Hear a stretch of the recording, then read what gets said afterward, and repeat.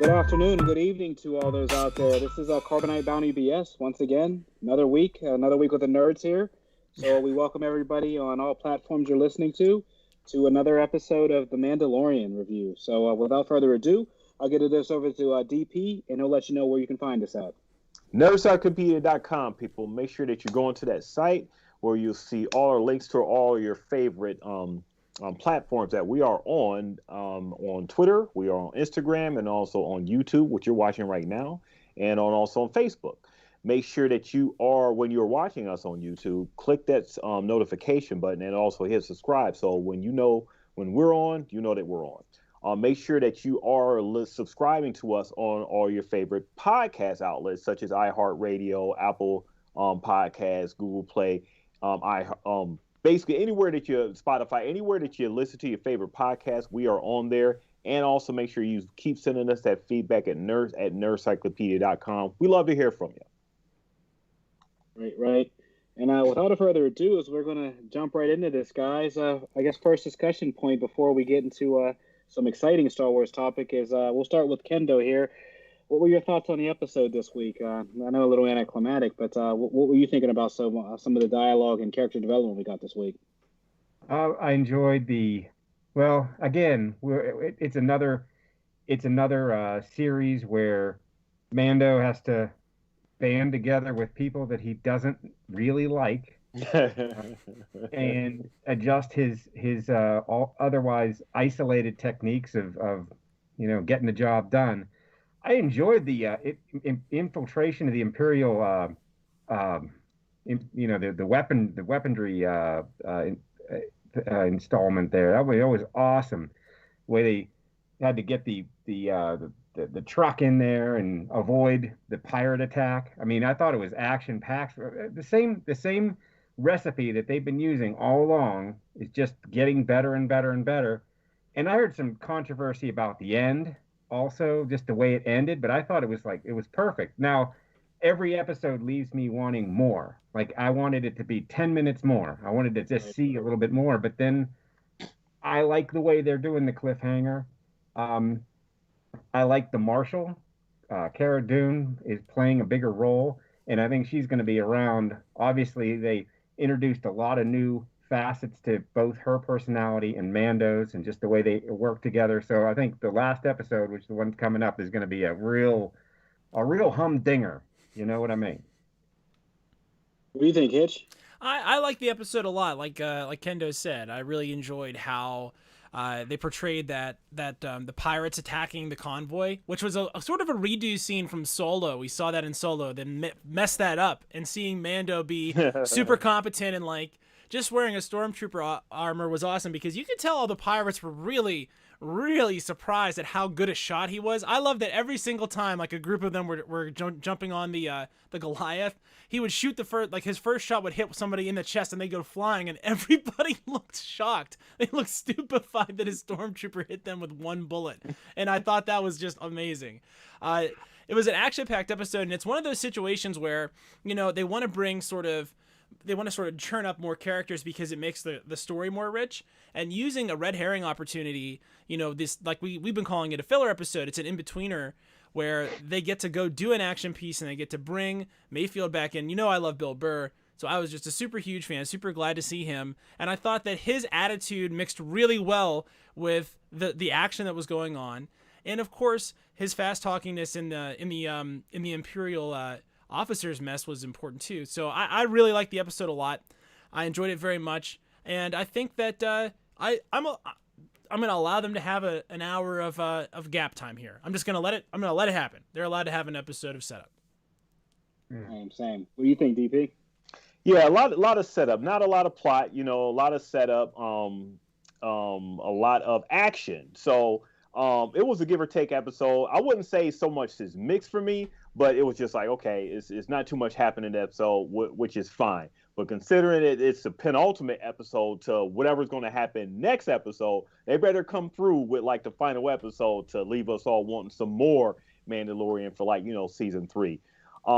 As Scott was talking, as Hitch was talking about, we get some the stormtroopers.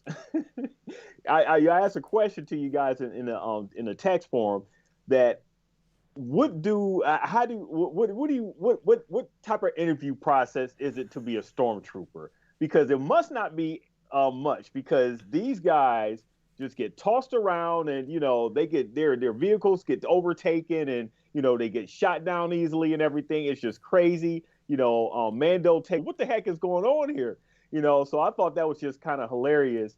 And when they infiltrated the base and everything, how they did it is with the ease that they had. Mando was learning a lot about himself. So I guess for me, for the episode was him taking off obviously his helmet, Right. and it's revealing this thing to sacrifice to save the kid, to really get to the kid and everything. It's really interesting how throughout like this season so far, he's met different people, and it's made him really question what we were talking about earlier before we got on here, his creed, his religion and everything. So maybe we'll start seeing more Mando's face from now on, and him just growing up as a character, him not sticking to one thing or what he's learned. And it's really exciting to see. And just to finish up as far as my thoughts on the episode, similar to all you guys, I mean, I guess filler is a harsh word to put at it. I mean, it was definitely directed well. It was a good episode. It kind of, if you, followed it piece by piece, kind of flowed like you were playing a video game. That's what I kind of really appreciated about it. The plot of the whole episode was literally like you played a video game, as far as the chase on the Goliath, the way they kind of infiltrated that, to shoot him off in top of the interrogation. So the way it was set up just like you're playing a video game, which made it really kind of intriguing to me and engaging in some ways as well. As far as you guys were saying with the character development, awesome to see. I mean, obviously he's been getting hints when he met Bo-Katan about, what kind of Mandalorian creed he comes from, and how you don't have to keep your helmet on always. And he sees Boba, which really isn't a Mandalorian, but his father was, adopted into Mandalorian creed, and right. how he openly takes his helmet off. So, right. I mean, yeah. And then I guess we talk about his parenting, as far as, his relationship with Grogu, and as far as how he's developing with that. And, it's cool in one way, but in some kind of, bad guy or, tough guy way, a little bit, it puts you on both ends. When you see the Mandalorian come out, he's this kind of hotshot, bounty hunter that's kind of, really bad. He's tough. And now we're starting to see that as he grows and develops as a person, that you see that more human element of him, which makes it really cool, because, he's starting to open up. He's now showing his face. He's making sacrifices he typically wouldn't make, because he was right. a bounty hunter. Right. He just had to do a job. Right. And now he's right. seeing that it's not really a mission or a job anymore, but it's right. really like a completion, of a life mission. And I, but the way it's looking, unless they find a way to get rid of Grogu, I see this moving forward as far as, their adventures. So, yeah. One interesting thing to expound on that, we see Mando developing as a character, sort of like how we seen Finn develop as a character from this as a regular stormtrooper. We talk about make fun of stormtroopers and everything, but we see the human side of the stormtrooper in like the last trilogy and stuff. So it's kind of interesting to see how they take one-note characters and actually start making just rounding them out within this Star Wars universe here. They're even doing that with Fett too. They're giving him a little more. He's got more lines. He's got a little bit of personality. We're seeing him fight. I like the way jokes. Armor. His armor's like cleaned up the helmet. He polished that. He polished it all up. So they're giving, like you said, taking a one-note character and giving him a little bit of range. That really. So that opens up opportunity for all these new series that they've introduced, because now they're making the characters dimensional, and they can have emotions. They can be down, they can love, they can hate, they can change their minds if they want now. So a lot of cool stuff. Right.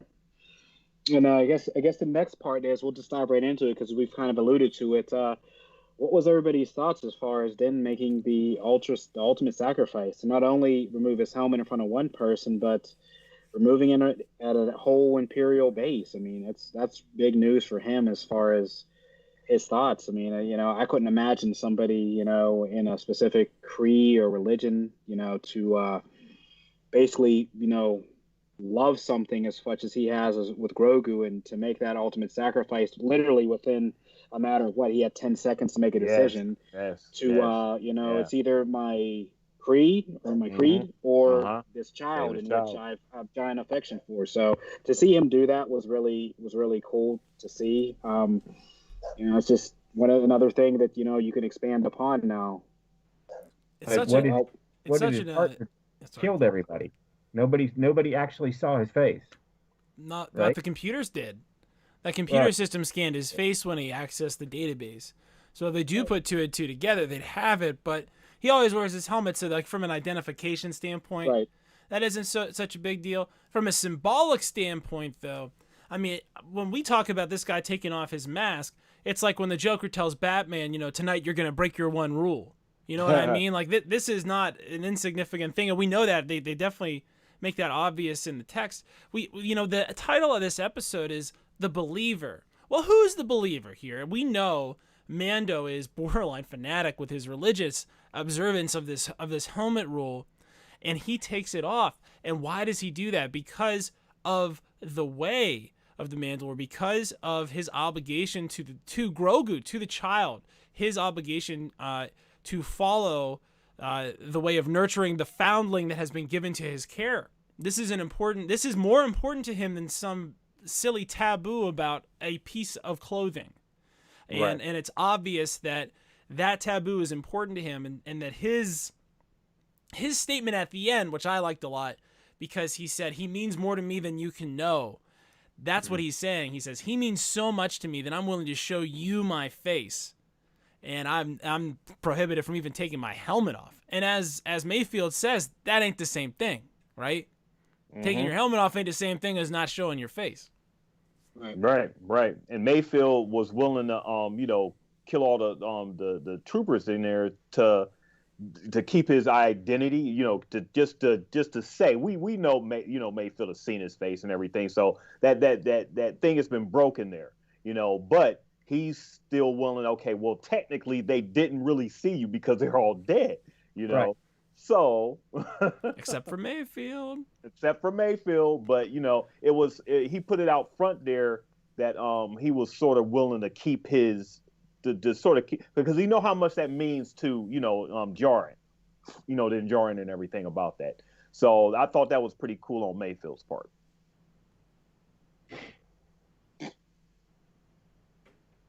Yeah, I mean, it definitely opened my eyes. Like I said, I know that the one thing that was a complaint as far as the series, and some of the rumors were that he wanted more screen time without his helmet off. So it's kind of nice. I mean, it also shows that as far as the writers, with all these complaints and whatnot, how open they are as far as the cast, the crew, accommodating different actors. So, I mean, once again, kudos to Filoni and team as far as, if that was, this rumor that was a request, that maybe that they did find a way to write in to where he got some screen time with his helmet off to develop, Pedro Pascal as an actor as well. So I think that's vital to them as far as their push to get A-list actors to say, hey, look, we're accommodating to you guys, based in certain parameters, obviously, in the Star Wars lore, that we're willing to make some accommodations if you come on board. And, as we get later on to this kind of discussion on today's episode, when we denounce, some of the things as far as the releases, I think that's going to open up, because some of the actors they have laid out in some of these other series and what they're trying to expand upon, I mean, sky's the limit, So, I mean, they have a lot of money. They have Disney has money. Yeah. And I mean, as far as Din Djarin, it shows like I was saying before, a growth as far as character. So if that was the way to accommodate the actor, it's a really brilliant way as far as writing it in to show growth in the character. So that's what we want to see. They can accommodate all day in the back, on the back end and behind the scenes and stuff, but make it make sense to us as viewers so we can, respect the material. Right. The one thing about it showing his face to get into the Imperial system, it makes total sense, right? I'm not knocking it or anything like that. But if they keep doing that, where he has to keep taking his helmet off to do stuff, eventually it's going to be like a night boat. They keep going by a canal every single time there's a canal there, right? So hopefully they'll figure out a way to to do this without having to do exactly the same thing. But the symbolism of taking off his outer shell, right? Taking off his outer shell and being vulnerable to the world as part of his love for this tiny thing is such an obvious metaphor for parenthood and for fatherhood, specifically for us as men. That it's just obvious and excellent. I think that's really cool. It's good work. Good work. Now, It was. when you put it in the context, going towards the end of the episode, and we could talk about that a slight bit. When he's talking of Moff Gideon about I'm gonna get you, and you're gonna remember me, and this child means more to me, and blase blah this and blase blah that. When you put it in that context, Hitch, it really does make sense as far as how much this just means to him. It was just sort of thrown off to me when I initially seen it. I'll just have to go back and watch the episode again, that he said that in that way to Moff Gideon like that. So it came off to me a little bit, not so much cheesy, but just a little off in my initial, viewing of the episode. But in that context of what you said, it is right, because we were talking about him growing as a character, him saying that, and this is his way of expressing how much he's gonna, go to the rim to, defeat Moff Gideon to get that child back. So yes, I'm coming to get you, and you can't stop me. Nothing you can do. I have Boba Fett too, by the way, just in case you're curious to who else is coming with me. Boba Fett's coming. Yeah, I think the only problem I had with it was kind of like the positioning of when he did the threat, because it was after kind of we got part of his heart, so to speak. So he opened up to us as far as his love and affection, and then when he kind of dropped on the threat, it just to me felt a little like because you're seeing the soft side of him a little bit. So it was just kind of like ill placed in my personal opinion, that he's kind of this loving, caring person that you don't see obviously with the helmet off, or with it on, more rather speak. So it was just a little bit one of those like, maybe if they gave us 5 more minutes of something, him kind of ramping back up to be the bad guy or the kind of tough guy that we see him as, maybe made it make sense. But to me, I don't have an issue with it. It just kind of hit me as, as we're at this point to where we kind of understand him as a person, and people are falling in love with him, that the threat thing was kind of just like, you don't have to be tough right now. You know what I mean? It's one of those things. He's dangerous though, right? I mean, Mayfield sees Boba Fett and is relieved. That should should count as something, right? And then he sees Mando and he's like, oh my God, like this guy again. And it's Boba Fett, you know what I mean? Like, Boba Fett, obviously, I say this because Han Solo knew him by name, right? So he has to have some sort of, he has to be notorious if Han Solo knows who he is, right? That's my rule, and I stick to that. Good rule. Yeah, and I guess so Solo is actually moving up there as far as one of my favorites. I told you it was a good movie. It started off, I mean, it was just on a bad sidebar and everything. It's not as terrible as some people make it out to be. So started out bad. It just one of the things. In the sidebar. I stand by my B+. I stand by it. It's not bad. I gave it like an 88. I feel like I was fair. The only thing about Solo is that you can't not be Harrison Ford and me not notice, right? Like that's the only thing. It's like it's like I can say that he did a good job. Like the actor did a good job in that show. Like it was good. I liked the performance. I thought what he did with Han Solo was good. He hit all the marks I needed him to hit. Right? He's not Harrison Ford. I mean, ultimately I have to just acknowledge that that's not. I can only get to a certain level. If you're looking at it. Well, yeah, I mean, if you're looking at it from a perspective of, new generation coming in, not Harrison Ford, doesn't need to be Harrison Ford and everything. Not to say that this guy is it, but, he made it a fun movie. And I appreciate a lot of the stuff that happened in the movie, and a lot of the plot threads in there too, with, I can't even think of his name right now. The end plot, huh? Darth Maul, and then the Darth Maul. Yeah. I need that resolved somehow.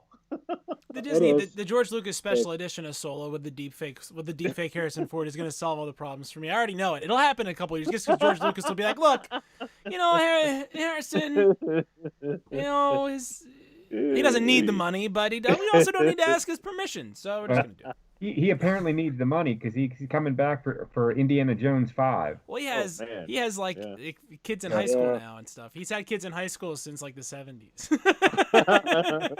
And that actually leads into another point that kind of we can tie into all this stuff. Did anybody hear about the press release that finally came out as to why George Lucas sold Star Wars to Disney? Anybody read about that? He wanted to live his life. Part of it. So in the press release, he announced that he sold Disney Star Wars. First off, the discussions, and this is all hearsay, but it was confirmed. There was an interview happened. He thought that he would have more creative control that he did. Which, I mean, if you sell somebody something, why would they? Why would they? You painted my bedroom in the house I sold you last year. Like it's like selling the car to somebody and change the rims on it. They can do what they want at that point. I mean, so the main reason, I guess, that he is first off, when he was filming the original trilogy, I guess he got real sick, and the issue is with George Lucas, he's a perfectionist, obviously, kind of like Filoni and whatnot. So he actually got real sick during Return of the Jedi, and they said in The Empire Strikes Back, was hospitalized and stuff, and basically when he does his projects, he never wanted to leave them. The second point is, so when he did the prequel trilogy, the fan backlash, literally, he took it to heart. Like, literally, because that was his writing. There was nobody else. Those were his stories, his characters, and the backlash he received really put him in a dark place. So it kind of shut him off as far as a writer and wanting to finish it. But when it came to finish it, because he always had the final three, the reason that he really sold it to Disney was him and his wife have a younger daughter.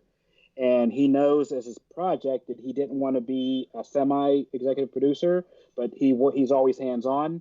So the idea is he wanted to ride off in the sunset, sell it to somebody who he thought would do his vision and keep it going. But ultimately, it was because he had he has a younger daughter now that he just wanted to grow up with and kind of let it go. So that was the real reason, I guess, he sold Disney Star Wars. It really wasn't about the money or being done with it. It was just because Lord knows he didn't need any more money or anything like that. With LucasArts and toys alone, he was doing well. But it was one of those things. He's an $800 million movie by himself in 1980. He's good. You know what I mean? So is that the reason why the next two movies were directed by someone else but written by him? Okay. And the problem was they kept trying to get him to walk away, but he's one of those guys, once he shows up on the set, he's involved. It was one of those, like, they want him to show up and have his ideas, but then once he's there, he starts directing, and the stress and his age. So it was just one of those things to where it was right finally for him to, if he would, because he said that if he wouldn't sell it, he'd always be involved, and he didn't want to be like, kind of, half in and half out. So it was cool to hear that finally why they put some rumors to bed. So I'm glad he's in good health at least, right? I'm glad it's not something like that for sure. Right. You know what I mean? But I'm glad. I think for George it was. I mean, the prequel trilogy had the writing was the issue, right? I mean, it's hard to say anything else. I thought the dialogue was a problem, and I mean, honestly, I think Disney's doing a better job, quite frankly, in the aggregate. The prequels spawned so much stuff from his ideas. So if it wasn't really for the prequels, you wouldn't have a lot of stuff from like the Clone Wars and Rebels and a lot of those ideas and everything from that spawned from the prequels, right? I will say this. My favorite moment of this entire episode, apart from any of the character stuff, was that seismic charge they dropped on those TIE fighters. I was going, yes! I was like, yeah! That was pretty decent. And that's for episode 2, which is probably my least favorite one. So, we say these things, I say these negative things about these movies that I love, you know what I mean? Like, it's not like episode 2, episode 1 are like, 40 out of 100 or whatever for me, but for me, as someone who's loving just a baby, you love every part of it. It doesn't matter, you criticize one part of it, and then but you still love it, But you gotta make your opinions known. So that's totally fine. We know you still love it. I don't think the fans hated Phantom Menace, Clone Wars that much. I mean, I was there at those celebrations, those conventions in '99 and in 2001. Hundreds of thousands of people that were there because of those movies. I mean, I remember there's a moment where it was Celebration 1 for Phantom Menace, and we were in the, actually it was Celebration 2, but they were in the RCA Dome, packed, filled. It was a question and answer with George Lucas and the fans. And this little boy waited in line to go up and ask George a question. He must have been 8 years old. 8 years old. finally got his chance. He only said 2 words to him. He said, "Thank you." The entire place exploded with applause and cheers because that's what everyone was thinking. So I don't buy any fan backlash. That's BS. There isn't There's a loud minority, huh, Ken? any of these stories. And like I told you guys, I'm in the movies, but I dig the comic books, and I accept every side story that's been written. And I mean, George Lucas is dad. He's the father of this whole thing, and I think a lot of what he said, he probably wanted to move on with his life and enjoy his family, and that's why. And he put it in the best damn hands that you could. Yay. Friggin' Disney. I mean, if anyone deal with fantasy and children and family and build a story, it's Disney. So. One thing I like about the new era of Star Wars is I think when we talk about Phantom Menace or we talk about Attack of the Clones, that was the Star Wars that year. You know what I mean? That was the Star Wars that 3 years. It was one thing and it was one shot and that's all you got. Disney has an opportunity and they're taking advantage of it, obviously, to have more flavors of Star Wars, right?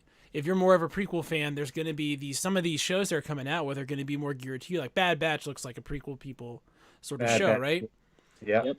There are other shows like the Obi-Wan show with Ewan McGregor that's going to be a prequel people show. And then there's going to be other stuff that's going to maybe bring other people into the Clone Wars cartoons like you're saying, Kendo. I mean, it's not like I didn't get into those things because I thought actively, ooh, you know what I mean? It's just that I was at a place in my life where those particular flavors of Star Wars weren't speaking to me directly, right? And I think that certainly there's a segment of the fandom that doesn't really get that and thinks that Star Wars has to be a letter directly written to them from George Lucas, and if it isn't, to have like, you know what I mean, like real big issues. But for me, it's like when I talk about like my opinion, it's always just like, how did I think about? What did I think about this? What's my viewpoint? And my viewpoint, unfortunately or fortunately, is anchored to 5 months after Return of the Jedi came out and after that, right? Like I'm just stuck in time here, so I'm never not going to have been in college when episode 3 came out and didn't, you know what I mean? And there were certain things about it where I was like, it didn't really hit all the boxes for me, right? So when I say these things because, I like refining what I do like, right? When something comes out like Mandalorian, I like to be able to say, this is what it does differently than these other instances of the thing I like, right? Because I talk about Phantom Menace, but I love Phantom Menace when it came out, when I was 15 years old. I thought it ruled. I came out of that theater stoked. Came out of Attack of the Clones stoked. I saw Attack of the Clones after a show I did that night in my senior year of high school, right? Like we went to the midnight show on that night, so I was in costume from that show, not from Star Wars, which was dumb. But I just didn't have time to change. So I cosplayed, but the wrong way on episode 2. And I left that place feeling like it was great. Return of the Sith starts out with the biggest like capital ship space battle in the whole Star Wars, right? So that has you jazzed up. When I talk about things like that didn't hit for me, it's all about the character work. So it's like, that sand speech on Naboo, like if you cut that out, like the guy Jackster from the restaurant. I mean, we can cut that out, right? We can streamline some of this stuff. But for me, I certainly wouldn't say that anybody who disagrees with me about the prequel trilogy or enjoyed it more than I did is wrong or something like that. You know what I mean? Like, I think that there's a big line there. That's the great thing about fandom. You can have your opinion, and so long as you're still talking about it and putting your money down, you have every right to be a fan and have every right to have whatever opinion you have about it. Because the bottom line is you're putting your 2 cents in. And, I mean, you feel that, once you put your money down and, buy your paraphernalia, go get your movies and everything, it's a piece of you. You don't own it or anything like that. But you still have a right to say what you need to say. So it's just totally okay. It makes great for debate. It makes great for podcasting. It makes great for, just talking about what you love, period. So, hey, have at it. Right.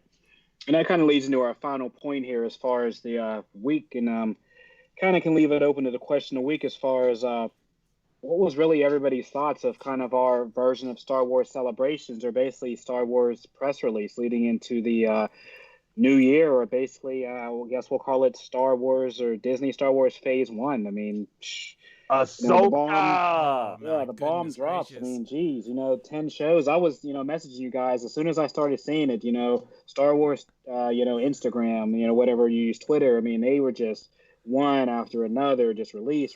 I'm like, what is this? A couple trailers on there. I mean, I'll say one of the interesting as far as my take on the whole release. If you haven't noticed what Feige and the execs, even down to Filoni, are doing with these episodes of The Mandalorian, is it's really their audition for these different directors. So let's take Deborah Chow, for instance. She's directed a couple episodes of Mandalorian. She has, I believe, the free reins on is Obi-Wan. I believe she's the director of the Obi-Wan series, or one of them. That's going to be so good.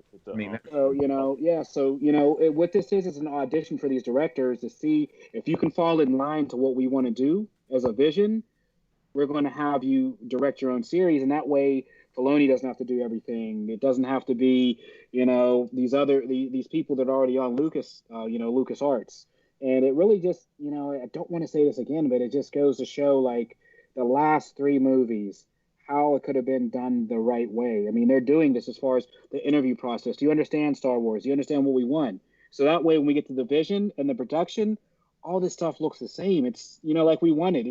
There's synergy. Looks cohesive. It looks cohesive. It doesn't necessarily have to be the same, cohesive. But it's more cohesive to people who actually understand the material. That's all we ask for. And I can maybe speak for myself, but I think all Star Wars, all we wanted to do is look like we feel like we belong in these environments. When you watch The Mandalorian, I feel like I can be there.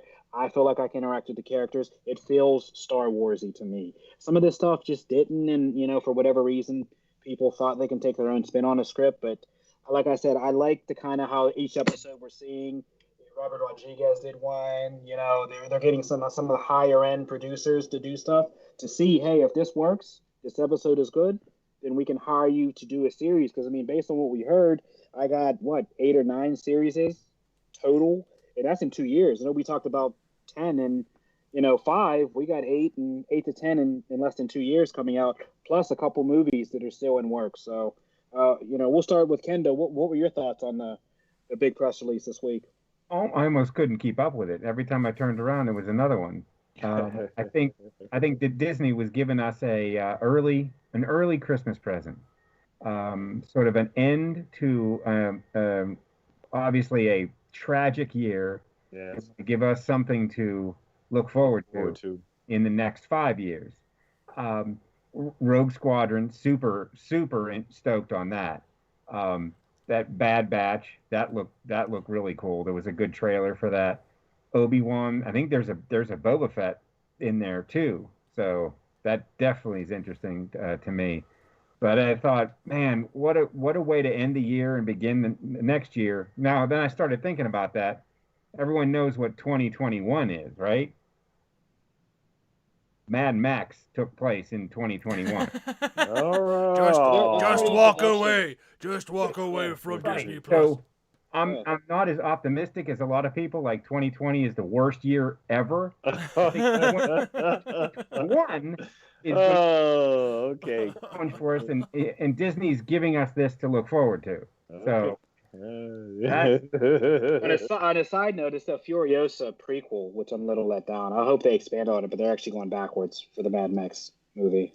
Yeah. So it's a Furiosa movie. Yeah, the Fury was not great, but I'm a Mad Max fan. I'm a Mel Brooks fan, but also Mad Max. That whole series, anything post-apocalyptic, sign me up. I love that stuff.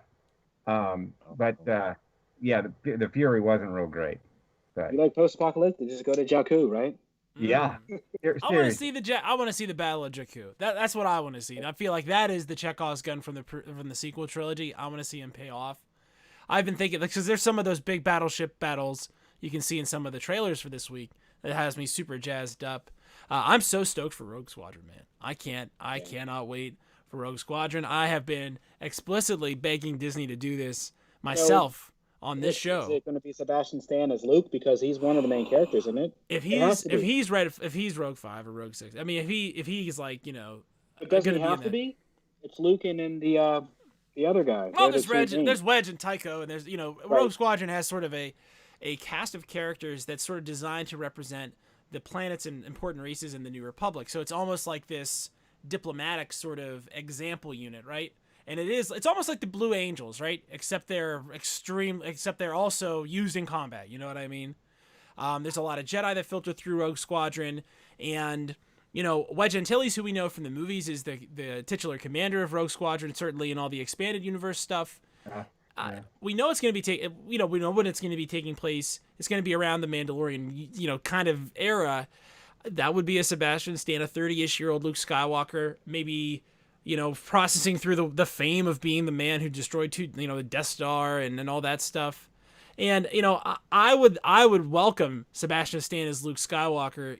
In Dark Forces and Jedi Academy, they did not use Mark Hamill's likeness for Luke Skywalker. And I will be honest with you, even though these are not great computer graphics, I didn't realize right away. I mean, I knew it wasn't his voice because Mark Hamill's voice is very distinctive. But I didn't recognize the polygons as not Mark Hamill. So I think that there's room for this. And look, if something has to happen to Luke to take him to being this hermit, and something had to have taken him to not trusting his nephew, right? It couldn't have just been dark side influence. So there's a story here with his collection of the Jedi, and knowing that, we're going to watch this, and we watched Luke collect his Jedi disciples. We know it ends in tragedy. So it's almost Shakespearean in its sort of a downfall. So it's so interesting to see. I really hope they go there. I just want to see them put Wedge in an Ewok suit and make it look like an Ewok is flying a TIE fighter. If they give me that, I'm going to be so excited. It'll be like the best thing ever.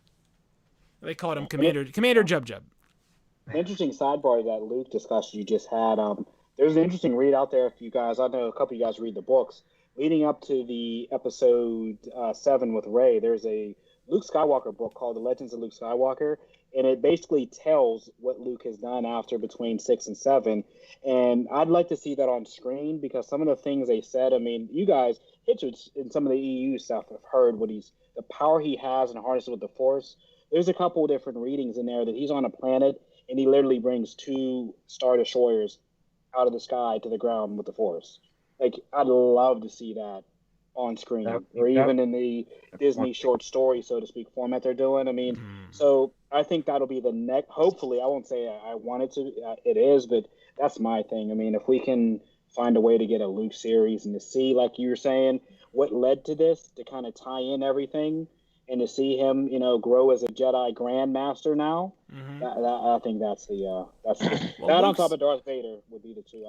We know that he develops this insane Force casting power. We can broadcast his personage to a different planet using the Force, which means beyond the speed of light. By the way, in case you're wondering how incredibly impressive that is, but Luke is underrated as a Jedi Master because until we get to Episode 8, you never really see him after he's had a whole bunch of Jedi training. I mean, we see him in Return of the Jedi probably with about as much training as maybe Obi-Wan had in Phantom Menace.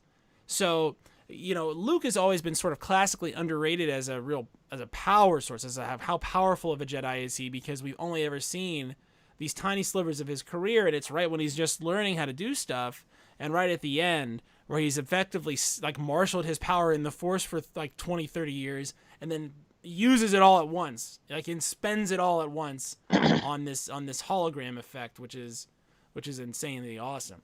So I'm there for Sebastian Stan being Luke Skywalker. I'm there for letting Mark Hamill voice Luke Skywalker in the animated stuff, just to be like, no, it's really the same character. We're just meshing it, we're melting it all together just because of time.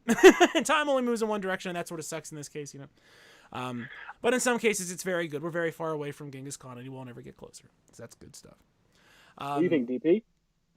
Hey, I'm all for the Ahsoka. I tell you one thing, and I said this in a group chat there.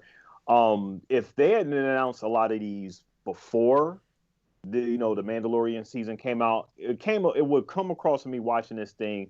Okay, here's a setup for this. Here's a setup for that. So I know where this is going to go. So let's get back to just the Mandalorian stuff. So stop trying to set us up for, new series and everything. But to not know about this and for me to look at it come from an organic way of,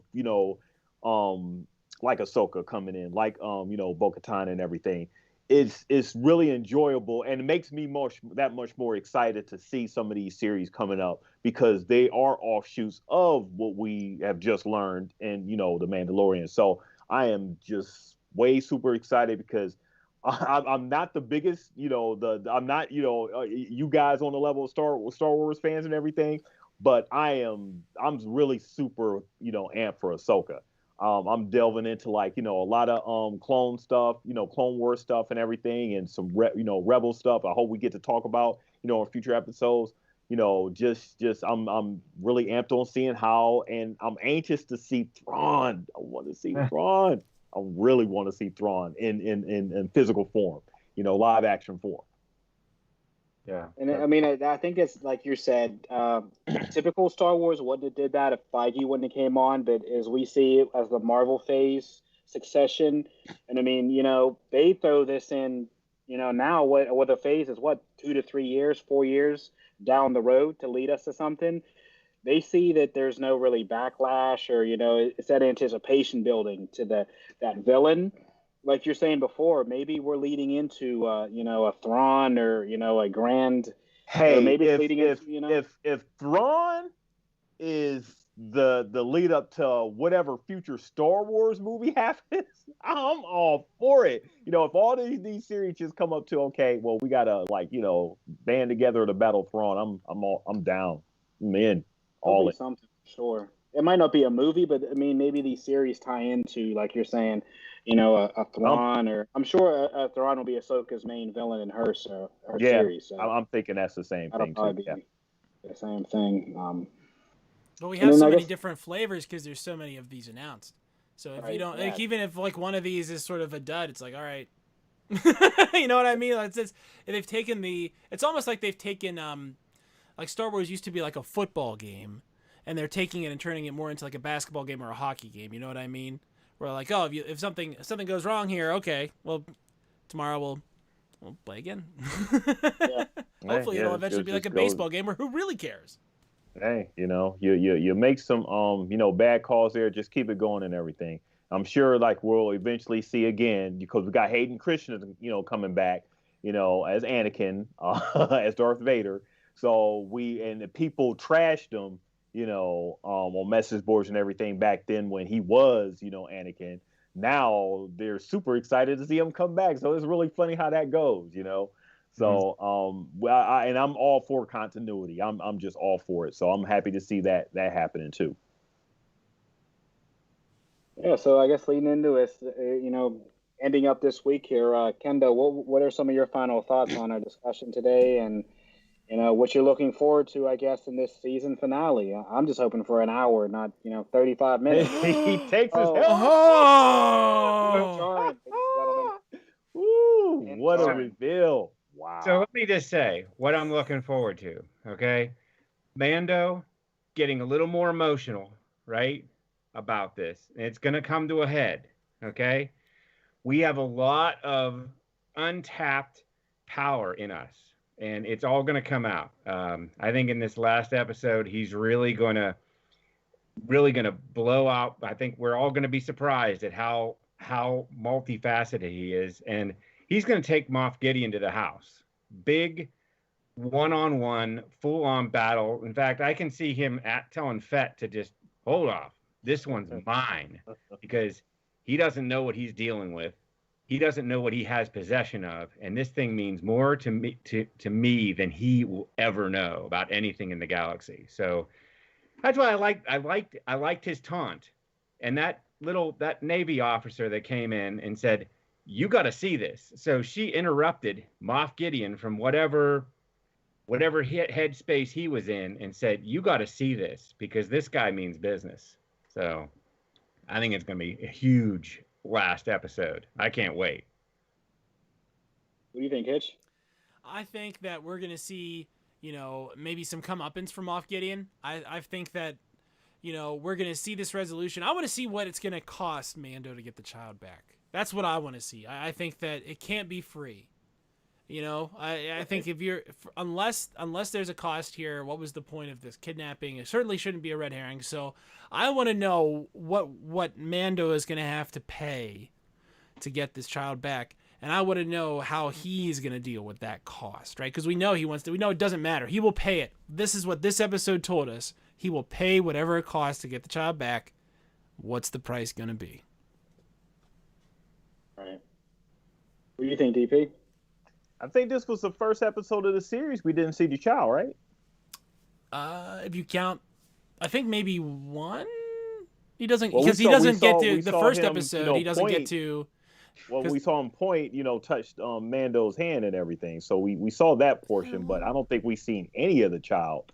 Not in this episode. Not in No, this not in this episode. episode. You're right. So- This is a first here. Yeah, so that was really really interesting how everything is just leading towards this final episode, and I'm just like you guys too. I'm looking forward to the showdown between Moff Gideon and Mando there. They don't have to pay off anything and what happened with Bo-Katan, Ahsoka, Thrawn, and all that stuff because that doesn't matter. They get their own series. we can As much see time all as they that want to deal on with. that. We need to deal with what's happening with this. We need to get the child back. We need Moff Gideon defeated, and we need to find some more. Get that black saber off of him too. Yeah. And to finish up on me, I'm kind of on the same thoughts, but I will say as far as last week that I have changed my idea that Boba Fett will live on, so he will not die. But I'm still on the same point that I think it's going to be a dark ending. I think it's going to be a dark ending. They already announced season 3, so like I said, I think that it's probably going to live. He might not get defeated. He might get a child back, but like Hitch is saying, there's going to be a cost. I hope they wouldn't kill off Moff. It seems like his perfect kind of anti-hero type person because Moff in some of the comics was not really as evil, but he was kind of an anti-hero at some point. There was humility in him. He did obviously thought that the Empire was the way to go, but he wasn't this kind of all evil, it wasn't necessarily a Sith apprentice as some people think. And that's another thing. How does, if he has some of the Force, I like to see some of his abilities. So I think that's going to be my most interesting part is how does Moff Gideon get off in a fight with Din and how that shakes out. But I think it might be an even stalemate. Both take damage, and one of those he climbs on the ship and they fly him off. And based on his suit, maybe he wears a helmet. Maybe we might get some Darth Vader tie-in. He already almost looks like him. So I think he might get a face scar or something. In season 3, we might have him helmeted up. So that's really my final thoughts on this this upcoming episode in this past week.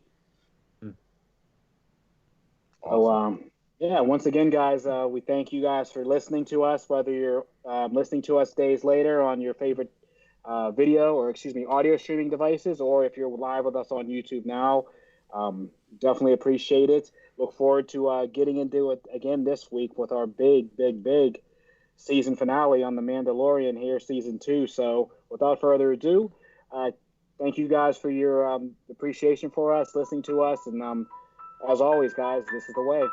This is the way. This is the way.